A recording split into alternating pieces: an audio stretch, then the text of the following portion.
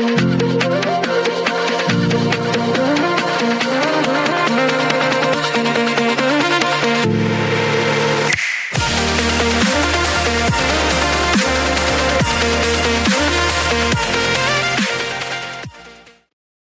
can try it, but I'm pretty sure he's just going to try to get in my lap again. I mean, he'll try, but he's glued to it. Welcome to episode 3 of Boots and Glutes. Woohoo! Today we'll be getting to know Joseph a little bit better. You ready? Yeah, I'll stumble along as best I can and answer as honestly as I'm able to. And yeah, for these little rapid fire ones, I think a couple of them, like the answer's not in the question, so. Okay, are you ready to get to know Joseph? I know last week you learned something new about me that you didn't even know. I did. So I actually might get to experience something similar. Well, we'll see. I might get to know you better. You kind of know me better than I know you, I think, so. Oh, you think so? I do think that. Haven't we taken several relationship quizzes? And that's almost always the case. It's like, you know me, and I can't quite communicate what I know about you. Oh, well, maybe. Or I overanalyze it, and I answer Yeah. what I think you'll answer for me, or I'll answer what I think you'll think I'll answer. Yeah. And then I'm like, wait, what am I supposed to say? Today you are just answering Just me. authentically you Just me. for the sake of you. Okay. The end. Focused. No quiz here, no Yeah. right or wrong answer. Okay. Just you. Let's see what happens and Whatever how much we feels have good. to edit. I do like those Instagram ones though, where it's like, you know, you have to pick.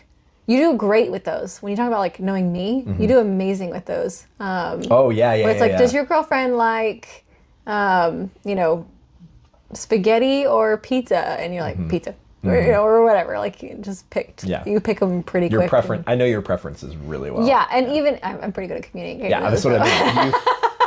You've definitely let me know what your preferences are. I don't even know what mine are sometimes. And so you're frustrated because you've never even heard them before. Yeah, so. that's valid. That is super valid. I can appreciate though, at least with those quizzes specifically, where even if it says this or that, and the answer is technically neither one, but because I have to choose one, Yeah. you know which one know. I would pick still. I do know, yeah. Even though it's like, and you even mention that out loud sometimes. You're like, well, you wouldn't like either of these, but if you had to pick one, I guess you would go with this one. There's that, and then there's things that we have never talked about before, where it will ask a question. I've never heard your answer, your thought process, but I know what you'll pick because Yeah. I know you well enough to Yeah, know. so give yourself more credit. Yeah. Yeah, You know me pretty well. I'm doing okay. Yeah. Okay, rapid fire. Coffee or tea? Monster. I know. That's what I was going to say. I was You like, knew it's it. either one. It's a monster. White monsters. Oh no. I started Yeah. with NOS. Oh my word. NOS was that was a high octane. May I provide a disclaimer? None of this is endorsed. No, By it's Haley. not. It's not. But I also have had. Neither do we I recommend had my season of Monster Energy drinks. You were even there for some of that, and but you know, ultimately, we do know that you know, these energy drinks are not necessarily helpful to our health, and you're going to see in future episodes that we care deeply about our health. But there are just some things. Everybody's on a different health journey. Myself included. I still haven't been able to get rid of like caffeinated drinks. I was successfully doing green tea for like a year. Yeah. But we went back and forth between like that and Celsius for a little while. Yeah. But I still had like upset tummy with Celsius. I found Bloom Energy, and until that disappears, I'm doing okay with that. And I'm like trying to just keep like, sometimes Yeah. I'll do like half a can a day or whatever. But, you know, you've pretty much consistently, he's tried to wean off as well, but Well, stuck with Monster Energy. I have done a few different things where, you know, I started with high energy, high sugar. So NOS, like I was like shaking when I got done. I was like, okay, well, that's probably not a good thing for my heart or my body overall. And so then I started trying different flavors. And so I went to, I think, I did Rockstar for just a teeny bit. I think I remember you telling me that. But then I found Full Throttle. And Full Throttle tasted so good. So good. Was it a lot of sugar? It was a lot of sugar. How long ago was this?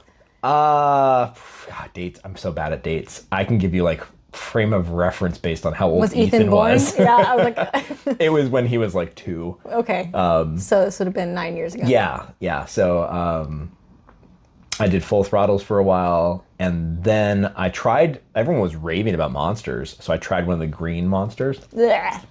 That was We so both stuck our tongue out at the same time. gross. Those are gross. Could not handle those, so I wrote off Monsters. I was like, no, these are no good. I Yeah. can't actually remember my first white Monster, Yeah. but I know that when I tried it, I was like, that's pretty good. Yeah. That was all I That drank was from not bad. 2018 to 2017 is probably when I started on White Monster. Yeah. And then they came out with that Peachy Keen. Yeah. So that was So, 2021-ish is met- when I found it. At least I don't know when it came out. I met but- you, and I was drinking White Monsters, and then you wanted the Peachy Keens. And then the I Mango started- Fiesta, too. And Those then were both- I started expanding my flavor horizon. Yeah. And then I tried all of the flavors. Yeah. And they were pretty good. Yeah. But I would get a headache from like the mango one. Yeah. It was the green teal bottle, right? It was a bluish Mango Fiesta. Yeah. So I would get a little headache from that one because there's just too much flavor in it, I think, or Yeah, something. just so overstimulated. Peachy Keens were really good though. They smelled like cat pee though. Yes. If you had to open Several cans. times we had that in the like, car, and I'm like, "Do you smell piss? What is that?" And then I'm like, "Oh, it's your Monster. Never mind. I forgot it smelled like that." But then the White Monsters, I have specifically stopped drinking them at several times in my life and just said, "Cold turkey, turn it off. Don't want it anymore," just to show my body who's boss. You were dealing with like a heart palpitation thing at night sometimes too. There was a season of that. When I got up to 3 White Monsters a day, I started to notice some anxiety building up in me at night, and I said maybe 3 is too much, and I backed it down. So I do try to be like about 1 a day. I'm sure my naturopathic doctor mom is also watching this episode, and it's very revealing. Yes. Hey, I haven't had a Monster in like 2.5 years, so Well, everybody has to have a that was vice. that was a note from my mother. Everybody's got their vices. I only do cocaine on the weekends. I try to limit myself to 1 Monster a day. Oh man. It's just Yeah. everybody's got something. I don't do any seriously terrible things for my health. Well, when so. when it comes to real, like, I've been on the naturopathic health journey because of my mother for the last 4, almost 5 years. Yeah, that's a whole episode right there. And yeah, it is. But like when you're on that journey too, it's like, okay, you're like, I'm never getting rid of this. This is a part of my life. This is my vice, whatever. I'm Identity, doing this right, thing. Yeah. But you're like, I'm going to do everything else, and then as time goes on, now I don't have sushi anymore. Oh, and I yeah. never thought I'd stop having sushi. Yeah, you were. It was so easy to go do something nice for you. I just stop and get you sushi. And you're like, oh my gosh, I love this so much. And then I don't want to get too much into the health thing, but I'm just saying that like you're on this season of life where right now Monsters are something that you're drinking, but there probably might be a few years down the road where you may let go of it. As too, much as I don't want to say it, working out is part of my daily routine, and it is very much part of my current identity. I am also understanding of the fact that might not be my life forever. I think you're starting to experience like a shift in identity in some ways too, and your different versions of Haley that you've known. that we talked about. This is my current one, and I really like it. Yeah. I'm happy with it. It also helps me metabolize everything really, really fast. So yeah, I can get away with. I'm not going to some complain things. if you are always the workout. I want to be, husband. but I'm also realistic and know that life throws you curveballs, and you don't always get to choose everything. So I just try to make the best of what I have every day instead. That was just one question. All right. Dang. Okay. We'll have to edit this entire episode. That was good though. It was a good conversation. Yeah, it was a good conversation. Okay, mountains or beach? I have a dream of someday doing both on the same day. Oh, interesting. I didn't know that. Yeah, that's actually something new already. Yeah, that's been one of my I would love to helicopter up to the top of a mountain peak. Snowy mountain? Snowy mountain, snowboard down, hop in the helicopter, and then fly over to the beach drop off at the beach, and then spend the afternoon on the beach. That's some rich man bougie dreams right there. It's not that expensive. I've looked at a couple of options. So I'm thinking you're going to own the helicopter and have your pilot's well, license. that'd be nice. Yeah, definitely want to get there someday. But, That's so great. Yeah, so I would say both. But if I have to choose one right now, I'm going to pick the beach because I get to bring you with me, and I know how much you would love that. That's so sweet and romantic. I love that. Good. Okay, what if I went with you regardless? Which one would you pick? Would you If pick you didn't care, right now I have not been snowboarding in a while? in several years. So now you got an itch for. I have an itch for it, and I don't think I'm going to get to scratch that itch this year. So Yeah. that's still building for me. I feel like we've been to the beach a few times, and we'll Yeah. probably go again this summer. Hopefully. Hopefully. That'll be nice. Okay, that's good. Favorite worship song at this moment in time? My Wrapped Spotify was really revealing to me this year. Oh, was it? Yeah, I didn't even know. So I don't think I've actually got to see your Spotify did I not Wrapped. share that with you? I don't think you did. I thought I sent that. I posted Maybe it I on might have Instagram got. I might have or gotten a something. screenshot of it. I possibly. posted it on Instagram because I got a couple of friends that like messaged me about it. So I'm so bad with the names. I know the songs. Yeah. But remember You that can one? look it up. Do you remember that one song that I was like, what is that song? Yes. I know that there's yes, this and we girl that listened she to it at sings. 4:00 in the morning. Yeah. when we went to the gym a couple years ago. We were doing Oh, I was morning gonna grab my sessions really phone, early. but I cannot That's right. look it up. I can even tell hear, you. I can hear her voice too. I can tell you what was on my Spotify Wrapped. So my number one, I think, was "Sweetly Broken." Mm-hmm. Was it Jeremy Riddle or? That sounds I think right. that's right. The one that I'm currently jamming to every morning is an oldie but a goodie. I think it takes me back to like my teenage years when I was first discovering contemporary Christian music, and I was living on the naughty side of faith life. Yeah, the And, Baptist. yeah, no drums or guitars. Yeah, the legalistic background that I have. And you found music that had that in it. Yeah, and so it was a bit.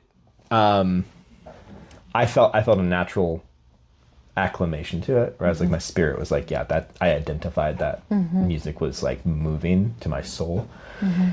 But I was dealing with like the guilt of like honoring my parents and not. Can we talk about that for a second? Yeah. Since we're on the subject. I mean, we're not doing this exact same way that we did mine, but I think we're hitting really good stuff that I feel like We should probably dig into. we should share. Yeah. So we'll get back to those questions in a moment. So you're talking about a song. First, let's find out what the song is. Okay, so can you hear the mountains tremble? Oh yeah, that's a good one. I There's- know the Delirious version. Yeah, well, that might be the one I listened to. You'll have to Yeah. have you look at my list. But Does he have it's, like an accent?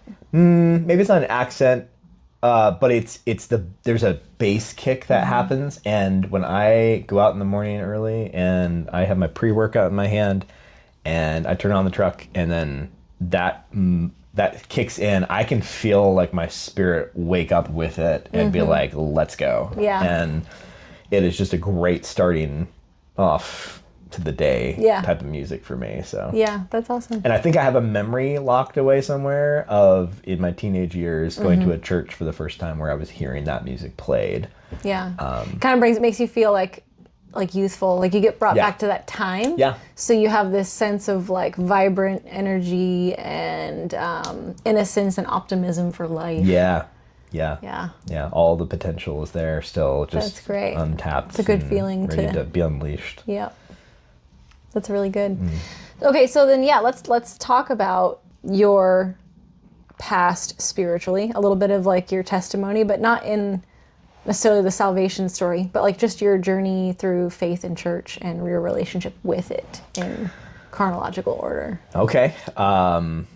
You can keep it simple if you want, but I was just born like, a Baptist. yeah, you were born a Baptist. Literally got Out of the womb, you were a Baptist. No, you Immediately. didn't get to make a decision.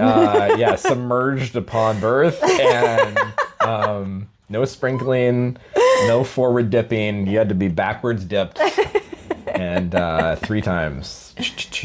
Obviously, I was born to a Christian family.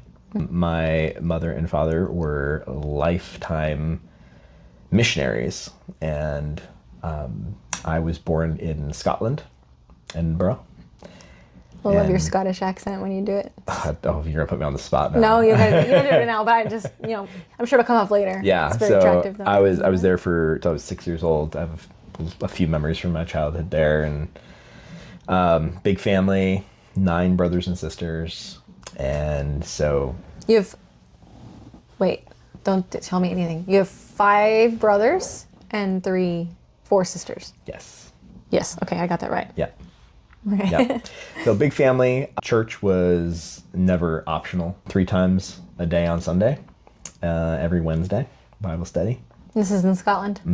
And then devotions were every single night in our house, around the table after dinner. Did that feel good to you, or as a child was it like burdensome?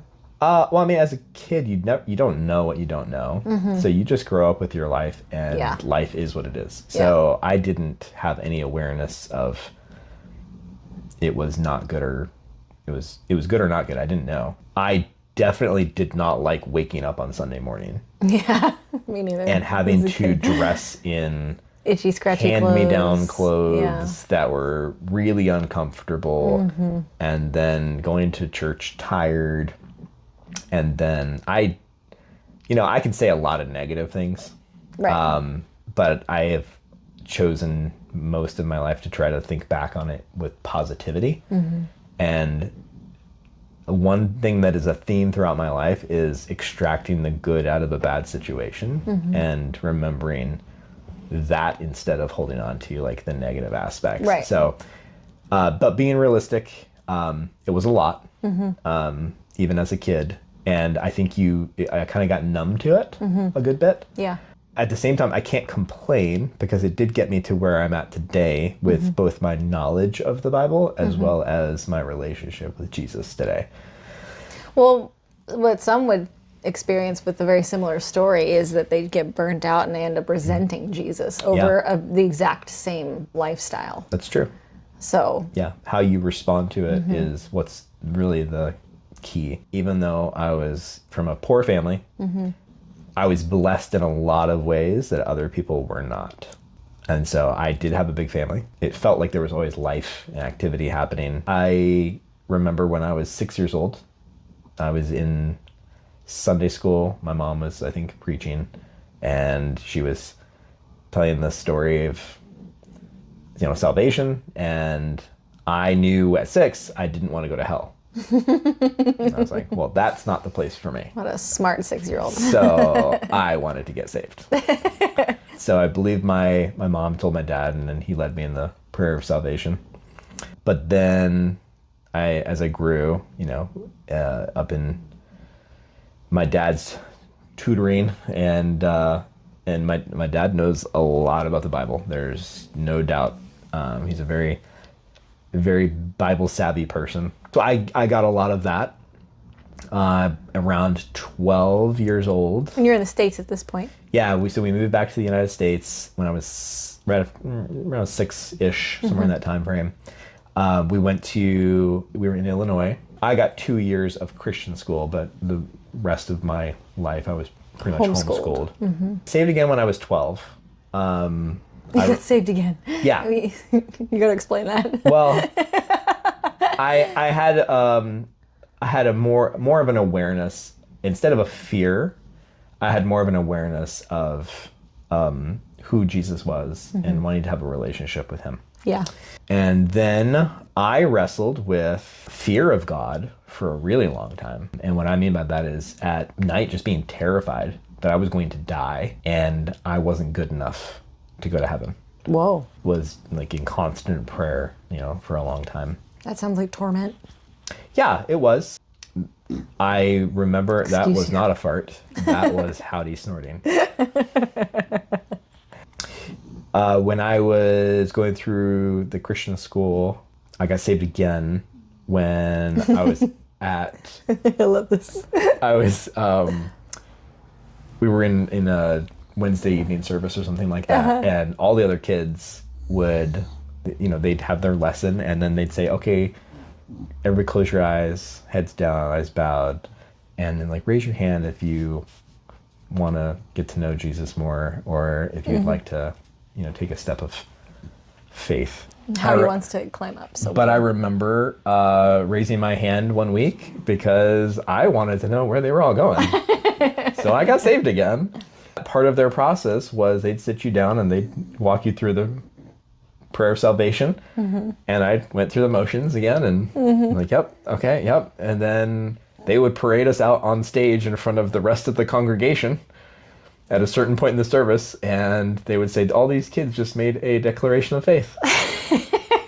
And my parents were looking at me from the audience and they were very confused and very concerned about me. And so it was your third salvation. we went home, and then I think it might have been a Sunday now that I think about it, but that afternoon I think I was outside and my dad wanted to talk to me and make sure that I understood salvation. And I was like, yeah, no, I'm okay. Yeah, all right, I get it. And I would frequently find myself in situations where I just wanted to see what would happen. I did not realize, and it was too much to explain to everybody, so I just wouldn't explain my thinking. So I would just go along with whatever was happening. Yeah. Attended Bob Jones University. Oh, we're skipping like 6-7 years ahead now. Yeah. Well, I'm trying to knit the timeline together of faith. So you graduate high school from homeschool. Yeah. And then you end up going to college. You go to college, and so at college, I went to a very conservative Christian university. It's very legalistic, more than my parents were. And, I wasn't allowed to go to movie theaters, and we weren't allowed to watch certain, movies and things like that at home, or listen to certain music, contemporary music and things like that. You get two types of people that go to that school. You would have people that are truly passionate about Jesus and wanting to pursue him. And then you had a bunch of parents who were sick of their kids and thought it would be good for them to be in that environment, and they were rebels who never wanted to be there.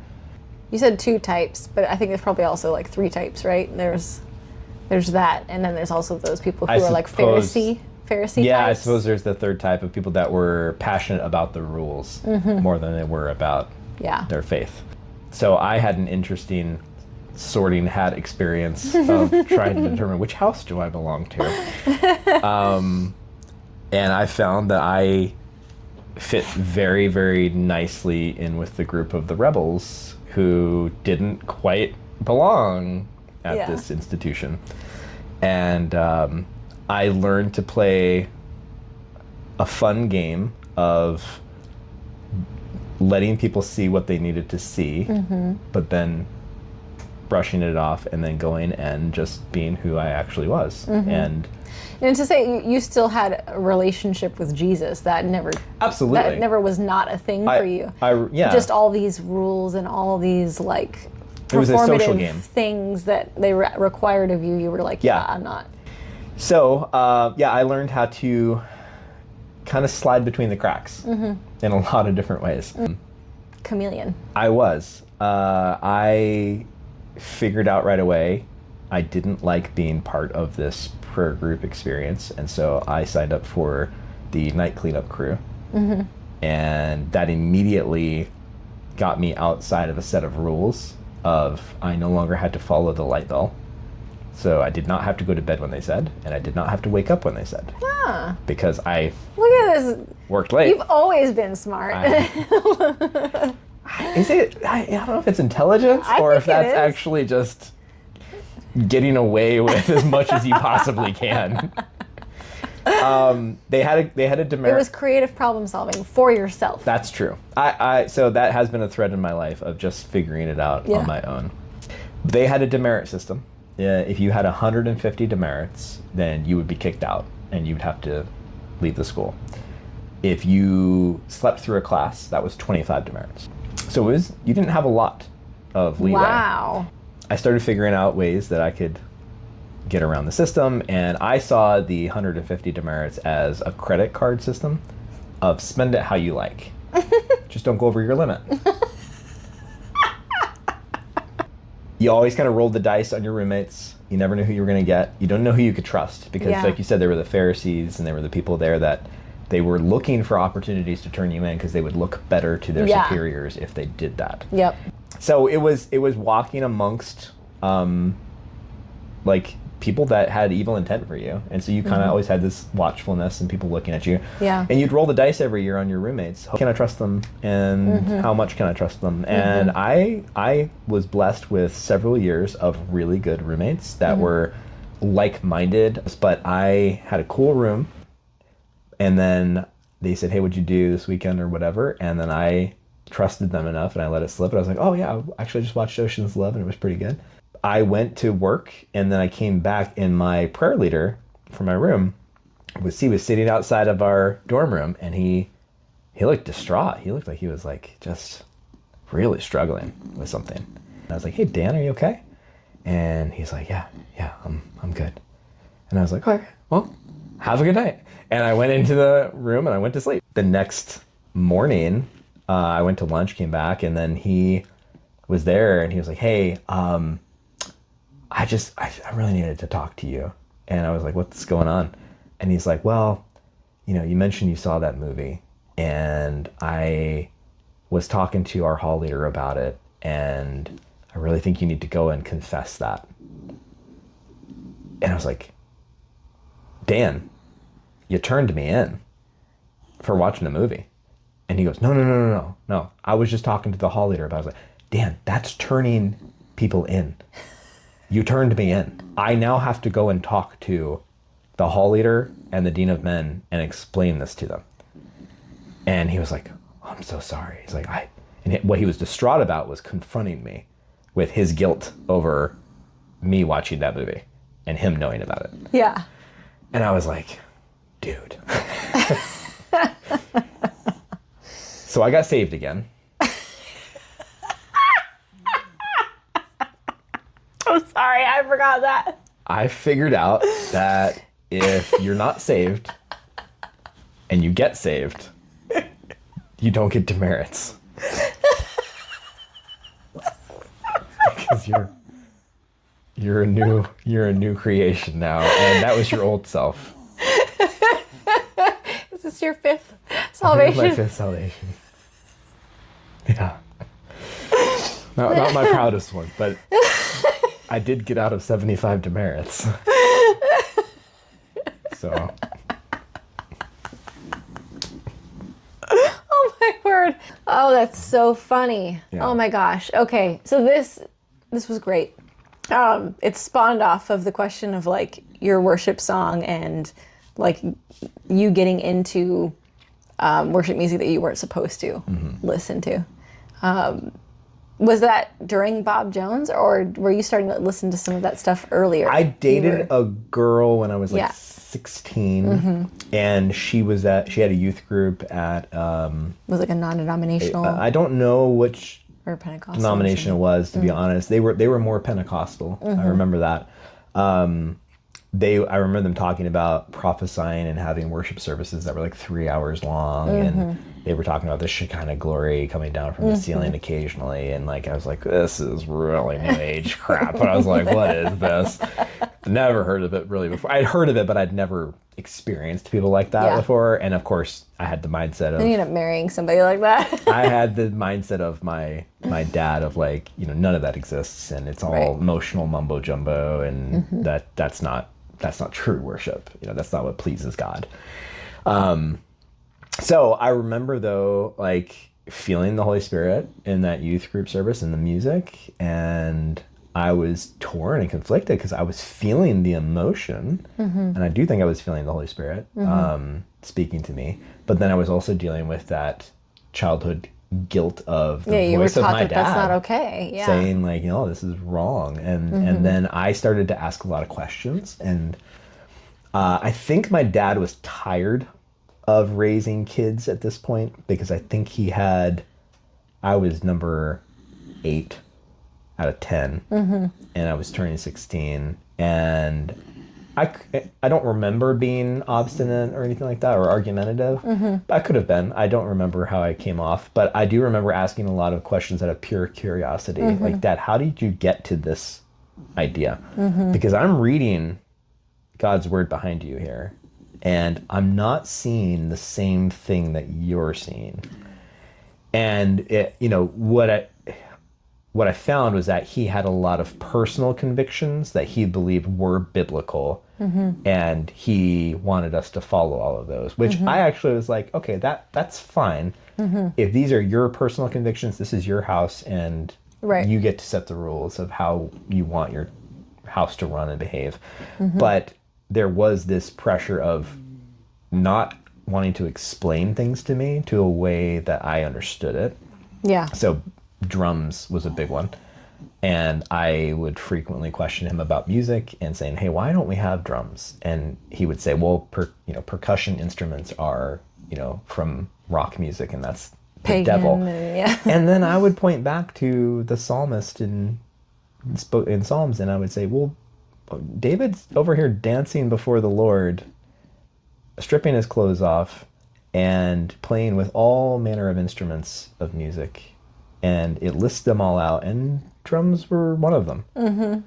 And he's like, well, they didn't play it the way that we play it today. And I was like, okay, so the way you play it was what's important, not the instrument that it is. And we would have a lot of these dialogues back and forth. I'm like, well, where I did like you the get one about that? the piano. Yeah, so I brought up the piano, and I was like, so Dad, you do know the piano originated as a bar instrument, and it was specifically designed for drinking music.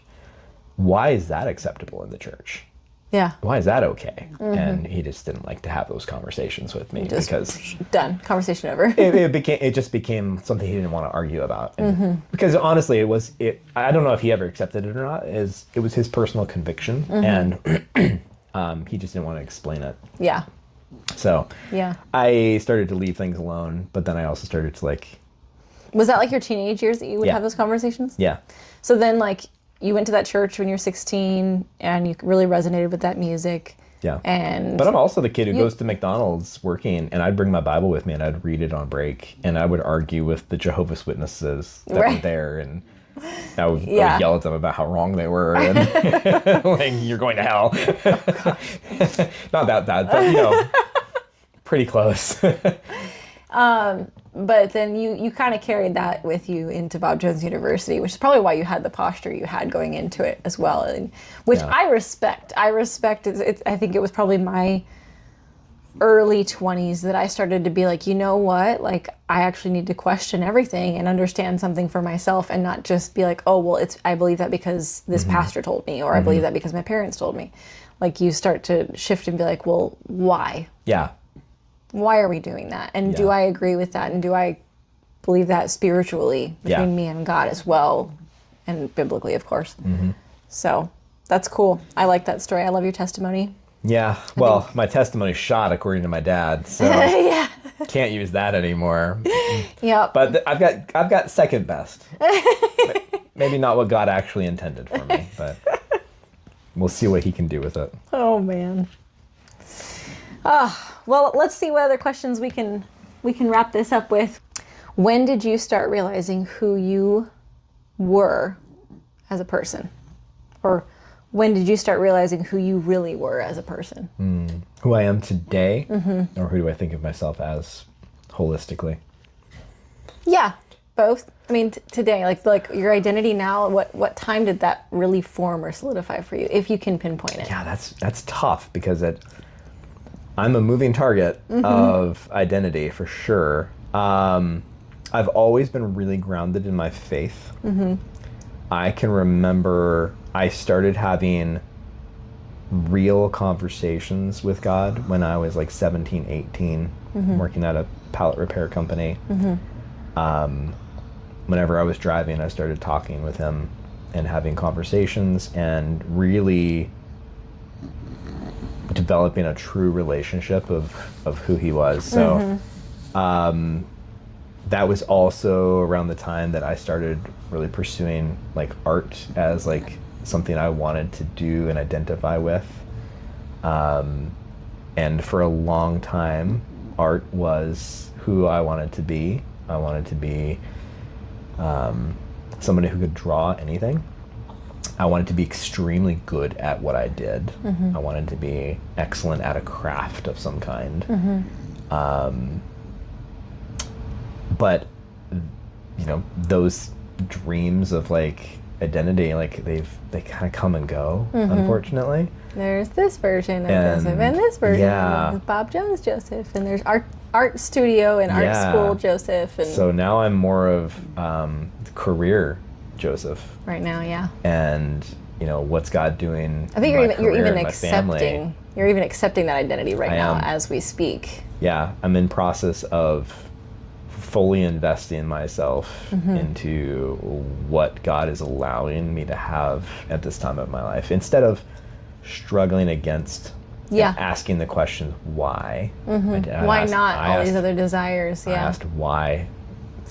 It's my favorite and least favorite question at the same time, because it's an infinite regress question. You can ask why, and then you can keep asking why, and you can keep asking why. And no matter what answer you throw at it, you always can ask why. And I think for me, I started to really become who I am post-divorce. That's when a lot of switches flipped. Maybe we should mention that. By the way, we've been married 3 years. Yeah. Prior to us meeting, you were married for 14 years. Yes. Someone you met at Bob Jones. Yeah. And that's where you had a huge chunk of my life. We don't have to get into it too deep right now. Yeah, it's too much to probably like go over, but... But you were divorced for how long before you and I met? About 5 years, I think. Yeah, so we talk about getting saved so many times. Your sixth salvation? In a way. I actually think it might have been... I won't say my true salvation, but I do read in God's Word how there is baptism of the Holy Spirit. And I had never had that event in my life. And I remember having like this posture towards God of, okay, I want forgiveness of my sins. That's not something Baptists talk about or like to preach on. Yeah. No. I had always done the, here's my salvation prayer and commitment, and here's my faith, but I still struggled with that fear, throughout my childhood. But after I was in the midst of getting divorced, and I was standing in the kitchen, and I was kind of at a crossroads of saying like, hey, if you want to make this work, I will meet you at the cross. And I will do everything in my power to make this marriage work. But if you don't want to do that and you want to leave, that is up to you.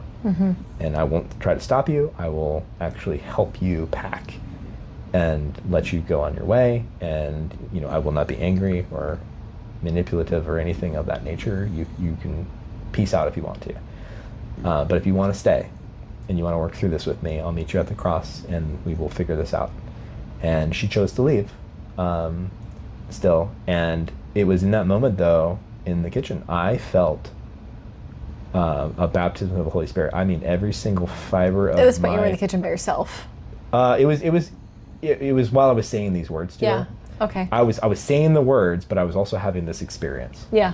And so I felt every fiber of my body come alive, and I could just feel the presence of God, and I felt like literally every molecule of my body was like crying out like, Jesus is Lord, Jesus is King. And I had this like I'll call it a baptism of the Holy Spirit as much as I'm aware of what it means.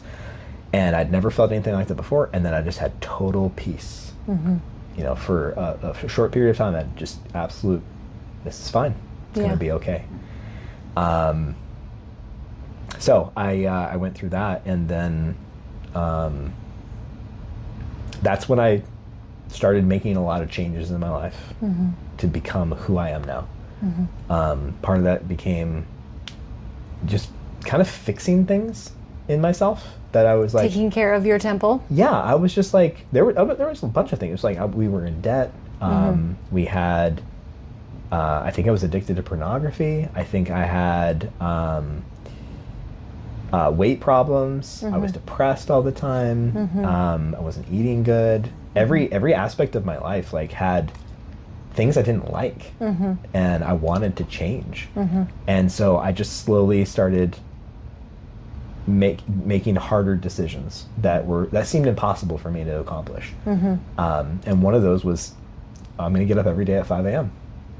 and I'm going to start with the hardest choice, and that's getting out of bed when I don't want to, and when I feel sad, broken, depressed, unworthy. Yeah. And so I would get up out of bed every morning, I would get on my knees and I would pray, and I would start being thankful for everything that I had. And I still try to do that to this day. My time of when I actually get up has shifted and moved around a little bit depending on where we're at in life. But every day it starts with trying to be in a spirit of thankfulness and being happy with what I have. And then trying to connect with God. So I fixed my temple, fixed my finances, fixed my spiritual walk. And you learned how to line dance and two-step. I had a spiritual encounter where I was like, God, what do you want me to do next? And there were 2 angels that I felt like I was conversing with. And one of them was dancing, and his name was Michael. And I was like, I saw him dancing, and then I was talking to the other angel, and it's like, go and join him. And so I was like, I want to dance, and I wanted to learn how to dance. So I was like, well, I don't know how to dance. I've never danced before. I didn't feel great about myself, had no foot coordination. And then I started exploring what kind of dance options are there. And I was like, well, line dancing is like, you learn how to do this. And I thought, what a great place to start. Yeah. You just learn a sequence of moves, you get up with a bunch of people, and I get some, head foot coordination, and then maybe I can expand from there. Yeah. And so I started going to a line dance bar, and I was like, oh, this is my first time experiencing a bar, by the way. And I'm like 30, was this the Blind Horse? Yeah, I was like 30 something years old. It was your first time going to a bar ever? ever? My first time going to a bar. And you never went No. before this? I didn't wow. drink alcohol until I probably started trying some when I was like 25 or 26. Yeah. But I never actually even got. Yeah, my first glass of wine I think was like 23. Yeah. Yeah, So I waited a while too. I didn't enjoy any aspect of it, so I had no reason to. Right. I also didn't feel good about who I was as a person, so I never went out. But then I started exploring this, and then I went in with all of the weight of my dad's voices telling me how horrible a place this is going to be. And I kind of pushed through all of that, and then I said, well, I'm going to learn how to dance. And so I started learning how to line dance, and then I saw people doing two-step and country swing, and I was like, that's what I want to do. I want to learn how to country swing dance. So I started to show up every Wednesday and Friday and Saturday, and I went 3 times a week, and I started sitting with some regular people, and I got to meet some of the best people that I have ever met in my life that are really good people. And then I started to, I was also going to church at the time, and I started to see this dynamic of people at church and then these people out at the bar. I had better, deeper, more God-focused conversations at the bar than I ever did in church. That's crazy. I mean, just It's night the opposite and day. of what you're taught. Yeah, it is. And I'm sure there's a whole ungodly element that I was Absolutely. around. Of course, but always. what I saw more than anything was I was carrying him with me Yes. into that space. Yeah. And right or wrong, that's what I was doing. Right. And then I started thinking about when Jesus came, and he was with the tax collectors and sinners, and he was eating In the with red quarter. he was eating with all the people that the Pharisees were like, absolutely not, you can't do that. And, Yeah. And then I just started to meet really great people, and then I learned how to dance, and I guess that's kind of that was my identity that you came to know. I got to meet. Yeah, you got to meet me. The Joseph that I know, if I could give you guys a short synopsis, I know this really, really smart, well-educated, both just you have a great intellect, and obviously you are well trained biblically as well, and I do see you pursuing Jesus on a daily basis, and so I fell in love with him for his brain first. You were very handsome. His smile and his eyes got me on that dance floor the day he asked me. There to was dance the for cowboy first time. hat and the dim lighting. But I know this guy who likes to play board games, and I love to play board games. And for some reason, I really struggle to find people in the world that enjoy board games. So Yeah. I was like, "What? You like that too?" And he learned how to dance, and he was a great dancer in comparison to me when I first started. And I know this guy who likes, he's a gamer man as well, and he is artistic. Very, very good at drawing. He's very, I want to say humble. He beats himself up a lot about his art, but I actually think he's very good. I like to think I have a lot of potential that's unlocked. The way you feel about yet. yourself with art is the way I feel with my music. So, his hobbies, there's a lot of them. He's got this wide variety of talent, skills, and things that he likes. And I love that about him. That's part of the reason you're so attractive to me. But I guess to wrap it up, let's throw out to the audience, the people watching. I don't know if the audience is the right word. Yeah, I don't know if we have an Viewers? audience yet. Let's throw it out to our viewers. Hi, Mom. I don't think your parents are watching YouTube. Your mom. Yeah, she's watching. Let's throw it out to our viewers. You